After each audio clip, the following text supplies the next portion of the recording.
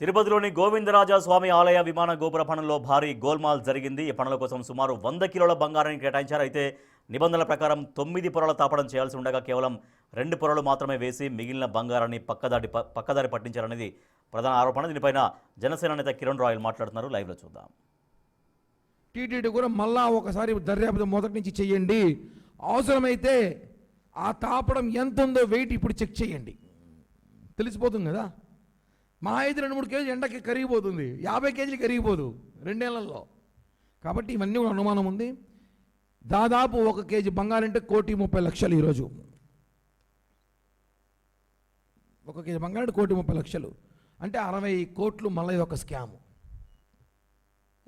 ఏది చూసినా స్కాములే.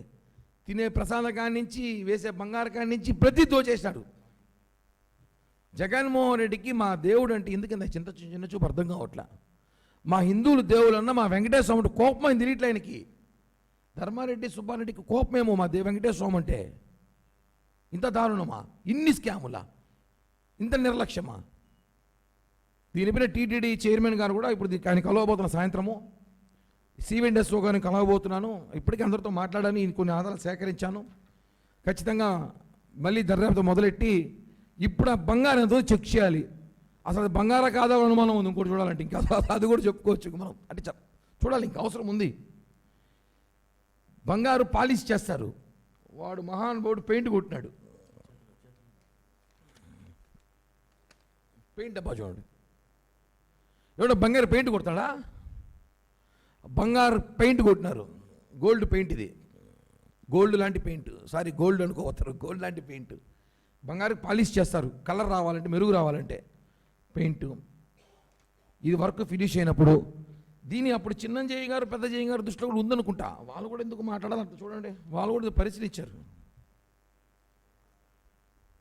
అప్పుడున్న డిప్టీ అధికారులు వాళ్ళు కూడా చూశారు పైకి వెళ్ళినప్పుడు. ఎందుకు మాట్లాడలేదు నాకైతే అనుమానంగా ఉంది. ధర్మారెడ్డి సుబ్బారెడ్డిలు ఏమైనా ఒత్తిడి చేశారేమో. మాట్లాడాలి కదా, దేవుడిది. దాని మించి వెంకటేశ్వర స్వామి మించిన వాళ్ళు ఎవరు లేరు కదా. కాబట్టి మా డిమాండ్ ఇప్పుడు 2. 1, మమ్మల్ని ఆ బంగారు ఎక్కడైతే తయారు చేస్తారో అక్కడ మమ్మల్ని పంపించి అక్కడ రిజిస్టర్ చేసి ఎన్ని కేజీలు బంగారు బయటకు వచ్చింది, ఎవరు తయారు చేశారు, ఆ బంగారు ఉంది. 2వది, అసలు అది బంగారు ఉందా లేదా, ఎన్ని కేజీలు ఉందో అనుమానంగా ఉంది. అది వెయిట్ చేసిన, అది కోర్టు ద్వారా నుంచి పర్మిషన్ తెచ్చుకొని చూపించండి. భక్తులు అనుమానాలు ఉన్నాయి.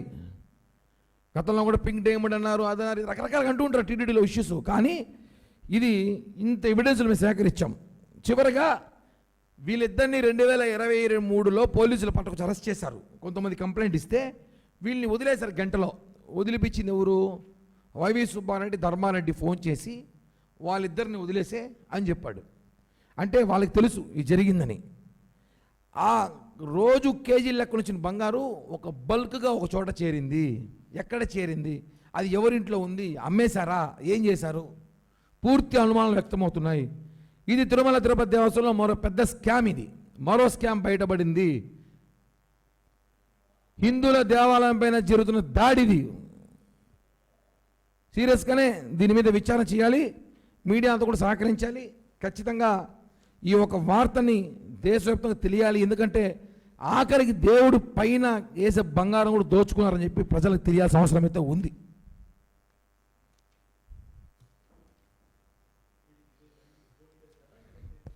ఆల్రెడీ కోర్టు ఇచ్చున్నదన్న 2023లోనే. దాన్ని ఆధునిక టెక్నాలజీ ద్వారా చూడండి ఎంత ఉందో చెప్పించారు. ఎవరు పట్టించుకోవాలా? ఇచ్చి 2 ఏళ్ళు అయింది ఆల్రెడీ. ఇప్పుడు మళ్ళీ వెలుగులోకి వచ్చింది కాబట్టి ఇక దీని మీద అందరూ మాట్లాడతారు కాబట్టి ఇంకా ఖచ్చితంగా బయటకు వస్తుంది. ఇప్పుడు దాన్ని ఎంక్వైరీ చేస్తారు, బయటకు తీయాలి.